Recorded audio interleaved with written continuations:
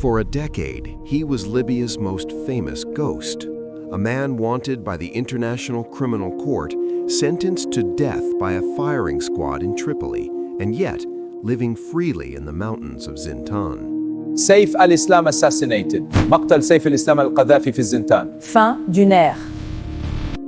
On February 3, 2026, the ghost was finally exorcised.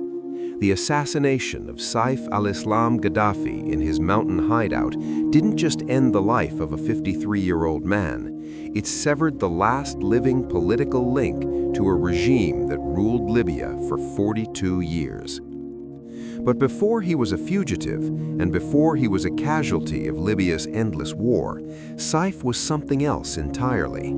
He was the West's great hope, the modern face of a pariah state, the man who promised to turn a dictatorship into a democracy. So how did the Prince of Reform become the prophet of doom? And why, 15 years after his father's death, was he still so dangerous that someone had to kill him? To understand the sun, you must understand the shadow he tried to escape. Muammar Gaddafi was the mad dog of the Middle East, eccentric, brutal, unpredictable. Saif was designed to be the antidote. Born in 1972, Saif al-Islam, which translates to Sword of Islam, curated an image that was less sword and more shield. He was an architect, a painter, and a PhD student at the London School of Economics. While his brothers ran militias, Saif ran charities. Throughout the 2000s, he played a dangerous double game. He charmed the West, brokering the deal that ended Libya's nuclear weapons program and compensating victims of the Lockerbie bombing. At home, he spoke of a constitution, free press, and human rights. He was the Western-friendly face that allowed global oil companies to sign billion-dollar contracts. But investigative journalists and diplomats asked the same question. Was this real? Or was Saif simply the friendly mask worn by a brutal regime to buy time? We now know the answer. When the test finally came, the mask didn't just slip, it shattered. February 20th, 2011. The Arab Spring catches fire in Benghazi. The world expected Saif al-Islam, the LSE graduate, to call for dialogue, to bridge the gap between his father and the street. Instead, on February 20th, he appeared on state television. Gone was the polished diplomat. In his place was a man who looked cornered. He didn't offer democracy, he offered an ultimatum.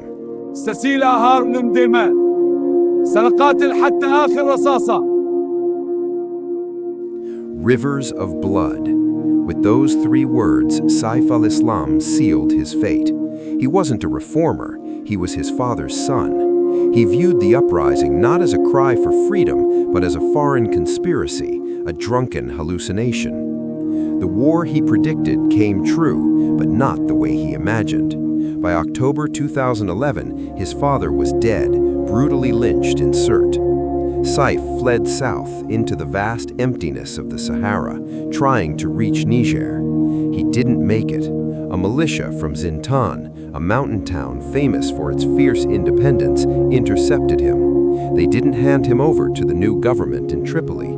They didn't kill him, they kept him. The king's son had become a pawn. For the next 6 years, Saif existed in legal limbo. In The Hague, he was wanted for crimes against humanity.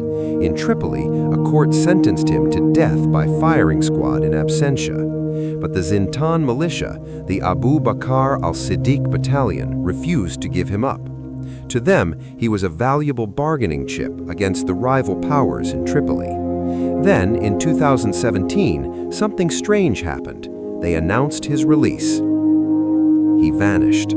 For 4 years, there were no photos, no videos. Rumors swirled. Was he dead? Was he in Russia? Was he secretly pulling the strings of the Civil War?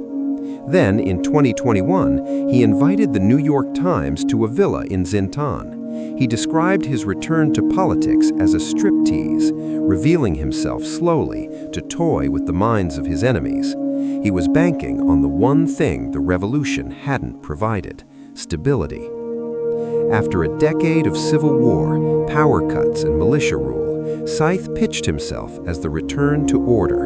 The green nostalgia was real. When he registered for the 2021 presidential election, polls suggested he might actually win. The panicked political elite in Tripoli and the East canceled the election. They couldn't risk the return of the Gaddafis.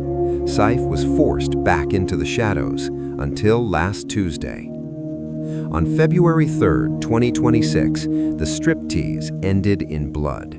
Reports indicate 4 masked gunmen disabled the security cameras at his residence in Zintan. There was a brief firefight. Saif al-Islam was shot dead.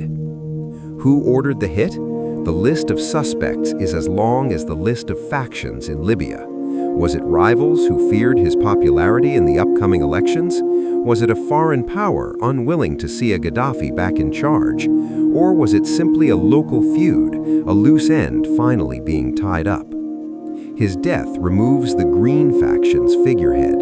It likely forces his supporters to finally choose a side between the East and the West. The third way, the restoration of the Jamahiriya, died with him. Saif al-Islam Gaddafi lived 2 lives. One was a lie, the liberal reformer who loved democracy. The other was a tragedy, the loyal son who burned his country to save his inheritance. His assassination in 2026 closes the book on the Gaddafi family's direct claim to power, but it doesn't solve the problem he predicted back in 2011. The rivers of blood have dried, but the country remains broken. Saif is gone, but the ghosts of the past are still the only things ruling Libya.